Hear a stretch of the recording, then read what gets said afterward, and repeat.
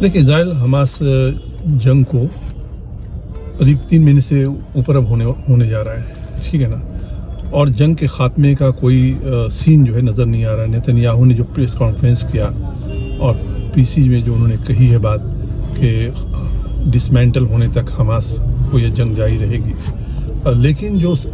लेकिन जो सच्चाई नज़र आ रही है, जो वहाँ से चाहे वो पूर्व सेना प्रमुख इजरायली आर्मी के, या फिर इजराइल के एक्स डिफेंस मिनिस्टर हों, या वहाँ के जो कॉलमनिस्ट हैं, इन लोगों का जो बयान आ रहा है, वो बयान इजरायली आर्मी के एक स्पोक्सपर्सन के बयान से बिल्कुल उलट है। इनका ये कहना है कि नेतन्याहू इस जंग में बिल्कुल बुरी तरह से फंस चुके हैं।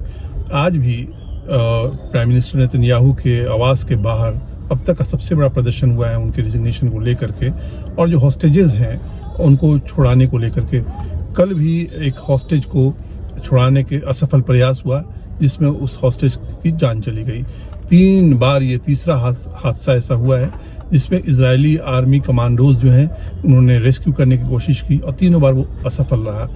जहाँ तक हमास को डिसमेंटल करने की बात है, तो इजराइल के जो एक्सपर्ट हैं डिफेंस, जो एक्स चीफ हैं, उनका ये मानना है कि हमास का जो ब्रिगेड है वो करीब 25 से 30 के करीब उनका जो ब्रिगेड है हमास के फाइटर्स का, जो अल-क़स्साम जो उसका फाइटर है, अल-क़स्साम के 25 से 30 के करीब उसके ब्रिगेड है। उसमें बमुश्किल 5 ही तबाह हुआ है। जैसे कि नॉर्थ गाज़ा के अल-क़स्साम ब्रिगेड का प्रमुख मारा गया, लेकिन उसके जगह पे वो ख़त्म विदाउट हेड नहीं हो गया। ऐसा नहीं कि सर जो है वो तन से जुदा हो गया और वो नॉर्थ गज़ा से अल-क़स्साम उखड़ गया, बल्कि उसके डिप्टी जो है के अंडर में अल-क़स्साम के फाइटर जो है नॉर्थ गज़ा में भी बैती हनून हो और जो दूसरी जगह है वहाँ पे सफलतापूर्वक जो है वो मुकाबला कर रहे हैं इजरायली सेना का। और जो इजरायली आर्मी ने कहा, स्पोक्सपर्सन ने, कि आमने सामने की भी लड़ाई हुई है, और लेकिन इसको ये बताया जा रहा है कि कोई जो लौट के आए हैं इजरायली आर्मी जो इंजर्ड हुआ है, उसका भी एक बयान आया ऑफिसर का, अधिकारी का, कि कोई आमने सामने की लड़ाई नहीं हो रही है। ये पता ही नहीं चल रहा है कि अल-क़स्साम के, हमास के लड़ाके या जो उसकी और जो 10-12 मिलिटेंट ऑर्गेनाइजेशन है जिसमें अल-कुद्स उल्लेखनीय है, इस्लामिक जिहाद जिसका है, इसके लड़ाके कहाँ से निकल के आ रहे हैं, कहाँ से वो हमला कर दे रहे हैं, तो उसका कोई जो है लोकेशन फाइंड आउट नहीं हो रहा है। चाहे वो टैंक तबाह हो रहा है, या उनकी गाड़ियाँ तबाह हो रही हैं, या स्नाइपर शूट हो रहे हैं। इजरायली आर्मी को अब तक का सबसे बड़ा नुकसान झेलना पड़ रहा है। दूसरी बात, अब तक के 1948 के बाद पहली बार ऐसा हुआ है कि नॉर्थ इजराइल जो है वहाँ पे हिजबुल्लाह के हमले से 2,35,000 जो सेटलर्स हैं, जो अवैध कॉलोनियाँ जो वहाँ बसी हैं, जिसमें करीब 7-7.5 लाख लोग अवैध तौर पे रह रहे हैं, उसमें 2,35,000 सेटलर्स जो है उनको खाली कराया गया है नॉर्थ इजराइल से हिजबुल्लाह के हमले के कारण। ये एक, और साथ में ही ये भी गौर करने की बात है कि इजराइल का जो मेन प्रमुख इंडस्ट्रियल जोन है वो नॉर्थ इजराइल में है, जो हिजबुल्लाह के हमले से काफ़ी ज़्यादा नुकसान है। साथ ही वहाँ का एक प्रमुख बंदरगाह है, जो अब तक के इतिहास में पहली बार ऐसा हुआ है। अल जज़ीरा ने डिजिटल तस्वीरें उसकी जो दिखाई, उससे ये पता चल रहा है कि पहली बार ऐसा हुआ है। यमन के हौती विद्रोही जो हमला कर रहे हैं जहाज़ों पे, आज एक भी जहाज़ उस पोर्ट पे नहीं लगा है। इजराइल की इकनॉमी ना सिर्फ गज़ा पे जो जंग जारी है उससे इजराइल की इकनॉमी पर बहुत भारी दबाव पड़ रहा है, बल्कि जो नॉर्दर्न पार्ट हिजबुल्लाह के हमले से जो फैक्ट्रियां बंद हैं, इंडस्ट्री बंद है, 2,35,000 करीब सेटलर्स वहाँ से हटा दिए गए हैं। और हौती के हमले से जो सीपोर्ट है वो सीपोर्ट बिल्कुल डिजर्टेड हो गया है, एक भी शिप, एक भी जहाज़ वहाँ नहीं लग रहा है।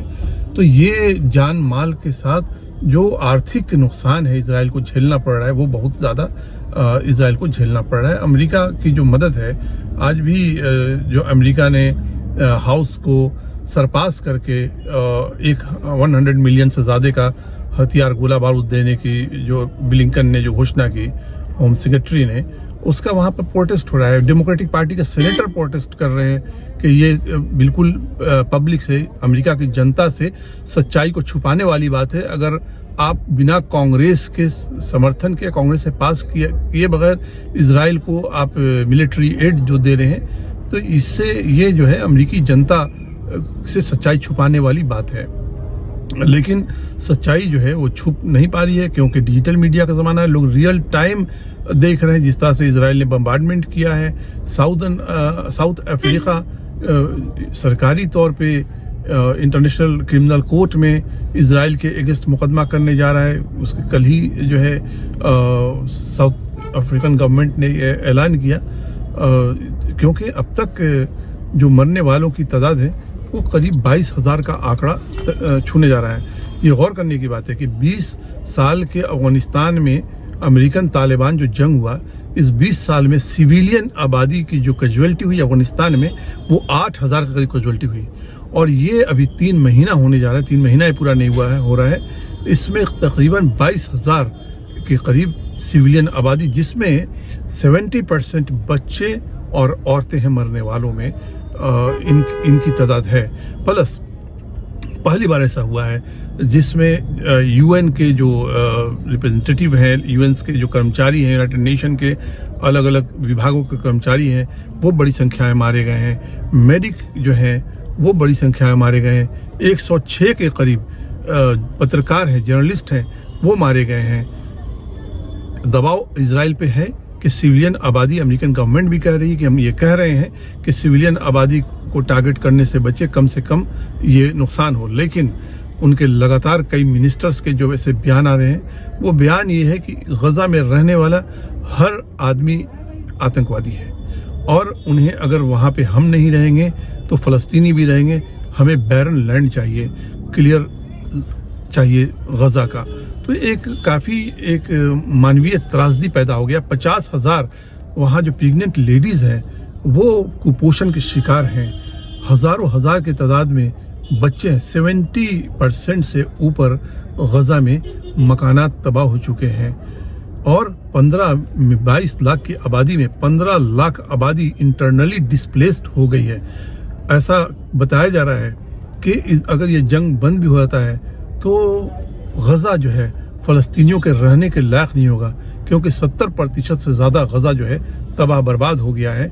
यह इस तरह की तबाही बिल्कुल ये अनप्रेसिडेंटेड है।